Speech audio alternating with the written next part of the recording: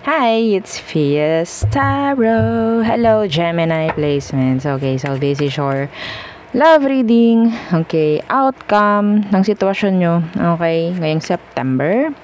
Okay, so syempre, before tayo mag-start, kung hindi ka pa nakakapag-subscribe, please do subscribe and hit the notification bell para lagi po tayo maging updated sa mga mangyayari pa lang. Okay, so Gemini, okay, the person on your mind. Okay, so yeah. Kung may iba pang mga tanong, message lang po sa akin pong FB page for more info. Okay? Yeah, pagdating sa ating mga all-in-one evil eye items, sa ating love bracelet, sa ating granter necklace, and doon sa ating new item for cleansing, just message me. Okay? And yeah, if you're interested na magpa-reading kay Perception of Light, just message po, no, sa kanya pong FB page. And kung naghahanap ng healer, kay Kuya Dingsi naman po tayo magme-message, okay? So, yeah, let's start the reading for you, Gemini. So, who is the person on your mind, Gemini? Who is the person on your mind? Anong meron? Okay. The Eight of Pentacles. Some of you, pwedeng nakatrabaho mo siya. That's specific, hindi yun para sa lahat. Okay? So, pwedeng earth sign. Some of you, this person is a hard worker. Hardworking person.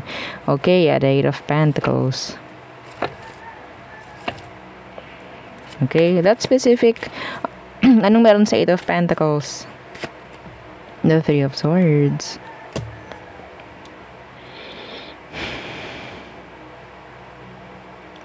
Specific. Okay? Some of you, itong taong ito, pwedeng ka-connect mo sa workplace. Okay? Pero, third party siya. This is specific. Yeah, this is specific.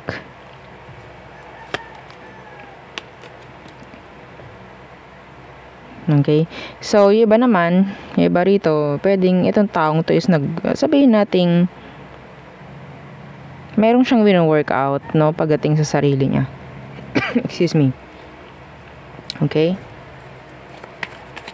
Ano bang sitwasyon yun itong taong to? Gemini. Ano bang meron sa sitwasyon? Anong meron? The High Priestess in reversed. And the Lovers. Okay. So, Gemini, pagdating dito sa sitwasyon, ang nakukuha ko sabihin natin ikaw, gusto mo ng sagot. Kalinawan, no? Kasagutan. Pagdating sa inyong dalawa. Some of you, itong taong to, may kakonek. Okay? May kakonek tong taong to. Yeah.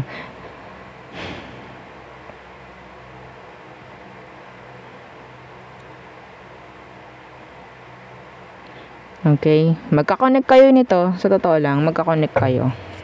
Or may connection na nangyayari sa inyo ngayon. Okay?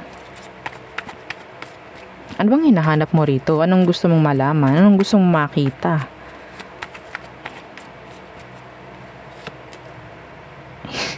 The Seven of Swords in first.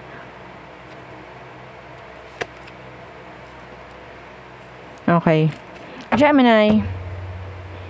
Alam mo sa sarili mo na may kakonek itong taong to. But yes, gustong-gusto mong makakonek pa rin itong taong to. Okay? Kahit alam mo yung sitwasyon na parang hindi pwede, pero yes, okay lang. Go, go, go! Parang ganon. Ha?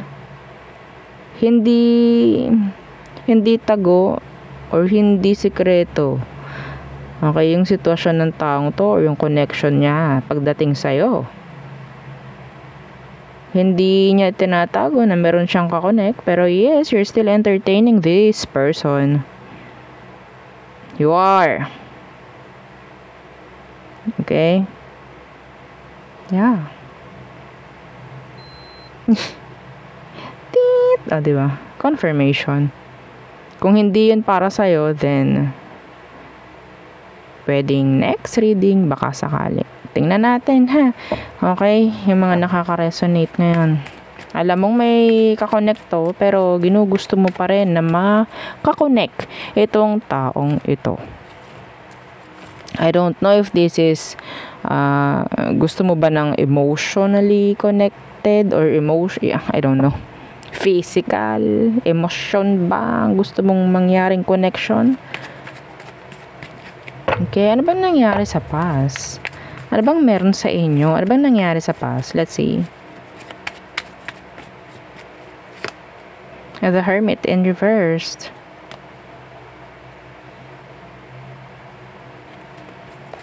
Someone is sad. Okay? Someone is sad in general. Someone is looking for something. What's with this Hermit in reversed? The Ace of Swords in reversed.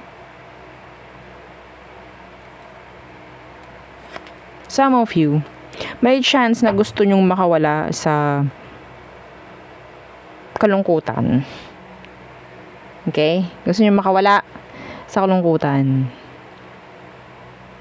And pwedeng ito yung tao na nakikita nyo na sabihin natin nakakapagbigay ng something uplifting energy pagdating sa'yo. Okay? Yeah.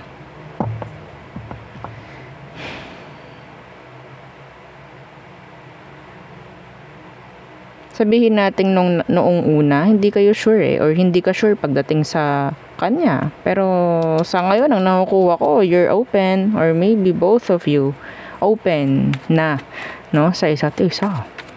Let's see, ano bang emosyon ito for you, Gemini? Okay. Ano bang emosyon niya for you, Gemini? The Nine of Pentacles. This person is, sabihin nating, independent, okay? Independent, lalo na financially. Ano nakuha ko dito, ha? Okay? Anong emosyon ng taong to? Hindi mo sabihin nating, hindi mo mabibili, no? I think, hindi mo para mabigyan ng something itong taong to kasi some of them, they're totally independent financially. Okay? I don't know. Maybe they just want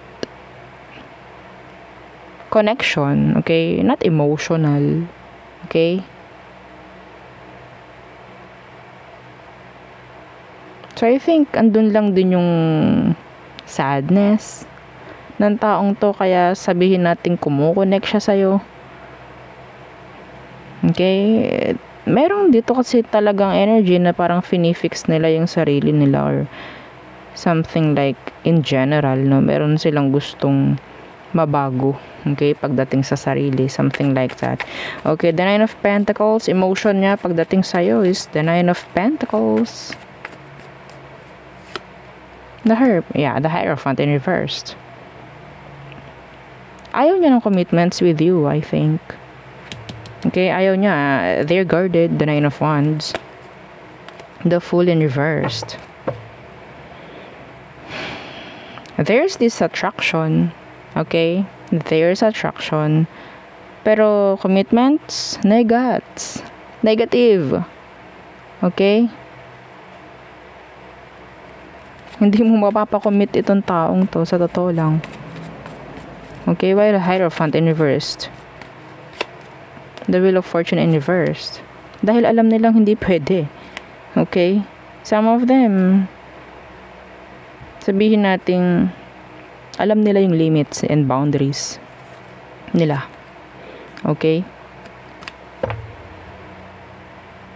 If they're trying to connect, I think this is just communication. Plain communication. Okay? Walang halong emosyon to. Gemini. Kung sino man to. Okay? They are sad, actually. Pero financially stable. This person, yeah, they're sad. And I think, ikaw yung pwedeng nagbibigay ng, sabihin nating happiness. Okay? Pagdating sa kanya. So, maybe, ganun kayo sa isa't isa.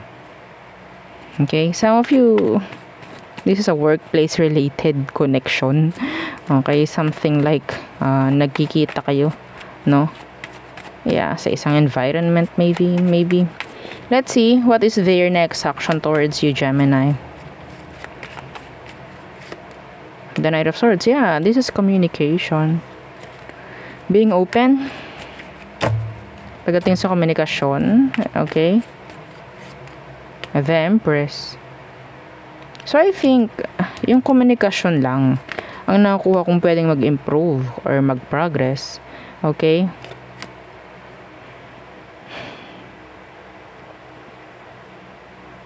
Dahil kailangan. Pwedeng yun ang nararamdaman ng taong to. Okay? Dahil kailangan niya na makipag-usap sa'yo, makipag-connect sa'yo, pero not emotionally. Okay? Wala akong makuha ditong cups. This is puro isip. Okay? This is being practical, I think. This is practicality. Okay? They need to connect dahil kailangan nila. They need to communicate dahil kailangan nila. I don't know why. Okay? So maybe co-workers kayo or something like kailangan lang talaga na makipag-usap, parang ganyan, pero there's limits. Okay? There is limits.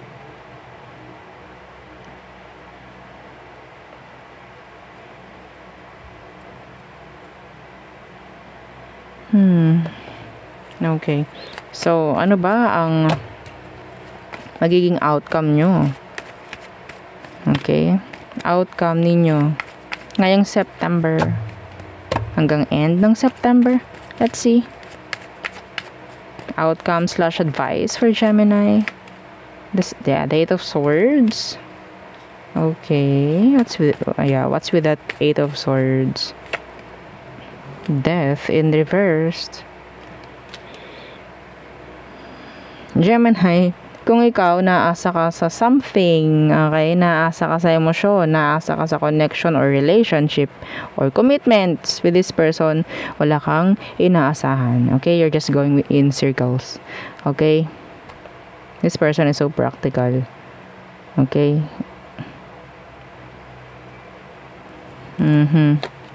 Yeah, the Ten of Chalices in reverse. Pwede kasing hindi talaga pwede because some of them, they're already in a connection na. Okay? Yeah, being open. Okay, open. Like, pagdating sa communication, I think. Okay? Wag mo na hayaan yung sarili mo na parang i-stuck, no? Sa isang isipin na hindi naman dapat iniisip na. Okay? Na hindi naman dapat pinagkaka-stressan na. Okay? Yeah. The Queen of Wands.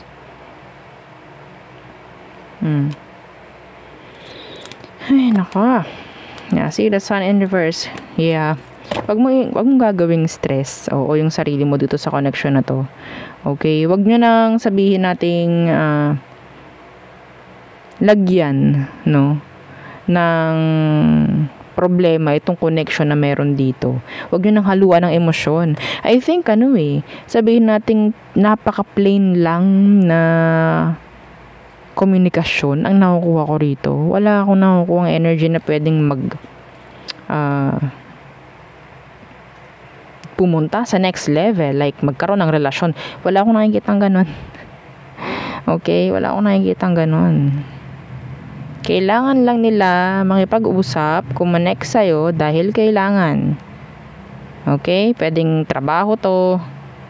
Yeah. Pwedeng, sabihin natin in general, kailangan lang nilang makipag-usap. Okay?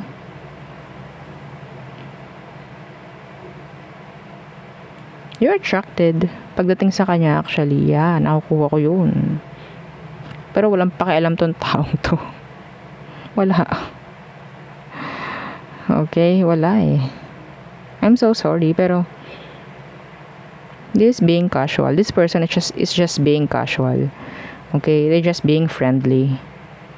Yeah, alam lang nila lumugar. Alam lang nilang mag-limit.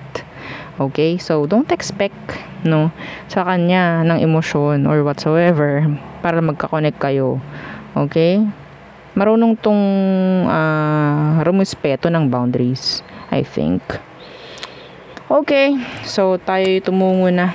I'm sorry, pero ano yon? Anong energy meron do? Anyway. Okay. So, tungo na tayo sa all signs, Aries through Pisces. For you, Gemini. Aries through Pisces. Okay. So, Aries, they want to connect. They want to communicate. Some of you may offer ako nakukuha from this Aries. Taurus, okay, they want a new beginning with you. They see you as someone na pwedeng makasama nila forever. Okay. Gemini, okay, someone is being indecisive. Okay, whether may sabihin or itago na lang, something like that. Someone is, sabihin nating namamangka sa dalawang ilog. Parang ganyan. Okay. Cancer, they miss you, pero sabihin natin yung ego nila ang humahad lang para mag-reach out if ever you're waiting for this Cancerian to reach out. Okay. Leo, okay, they need you. Yeah, they need you. They want you, they need you, they're craving for you. Virgo, okay, so some of them, they want another chance, pero hindi pa sila totally healed. Libra, okay, some of them, there's third party involved. Okay, pero there's attraction. Okay, there's attraction. Scorpio, okay. Communication lang ang pwedeng i-offer ni Scorpio sa'yo, not relationship. Sagittarius, they want you.